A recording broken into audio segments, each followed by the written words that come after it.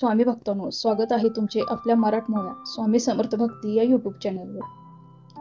दादांच्या कार्यालयात त्यांचाच भाचा कामाला होता. दूरचे नाते असले तरी कामात मात्र दोघांचे सगळेच पटायचे.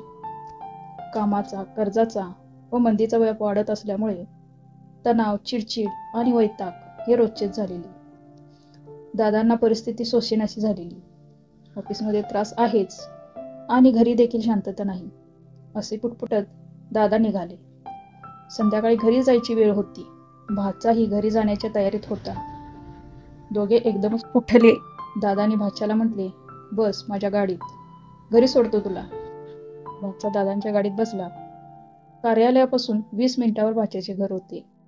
गाडी सुरू होती व भाच्याचे घरी आले. 20 मिनिटे कशी गेली कळलेच नाही. गाडीत मौन होते, पण दोघांच्याही डोक्यात विचारांचा गोंधळ होता. घरी पोचल्यावर भाच्याने दादांना चहा घेऊन जा असे म्हटले. उशीर झालेला तरी दादा उतरले. घराजवळ येऊनही आत न जाणे बरे दिसले नसते, म्हणून दादा 5 मिनिटाकरता येतो असे म्हणाले. घराच्या दाराशी एक झाड होते. भाच्याने त्या झाडावर हात फिरवला, काहीतरी केले. दादांना काही कळले नाही. दाराची बेल मग त्याने वाजवली. दार उघडताच भाच्याच्या चेहऱ्यावरचे भाव एकदम बदलूनच गेले. त्याने हसत आपल्या बायकोला म्हटले, पोचलो एकदाचा, किती छान वाटतंय आता.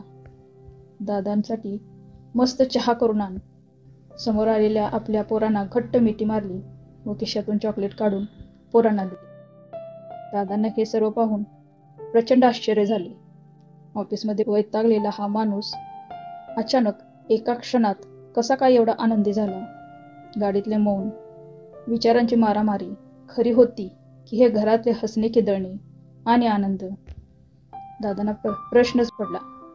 चहा घेऊन दादा निघाले. भाचा दादांना गाडीपर्यंत सोडण्यासाठी आला. गाडीत बसता बसता दादांनी भाच्याला विचारले, 2 गोष्टी कळायला नाहीत बेटा. त्या घराबाहेर झाडाला तू काय केलेस आणि घरी पोचताच तुझे मौन पळून गेले, काय आहे हे? त्यावर भाचा म्हणाला, दादा, मी रोज घरी आलो की या झाडावर माझे सर्व त्रास टांगतो आणि आत जातो. त्यामुळे मी घरी पोचताच प्रसन्न होतो. दुसऱ्या दिवशी घरून निघताना पुन्हा त्या झाडावरून ते उचलतो.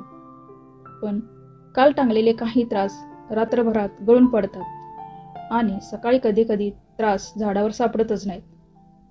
हे आहे त्रासांचे झाड. प्रत्येकाने आपल्या घराबाहेर असेच एक त्रासांचे झाड लावावे.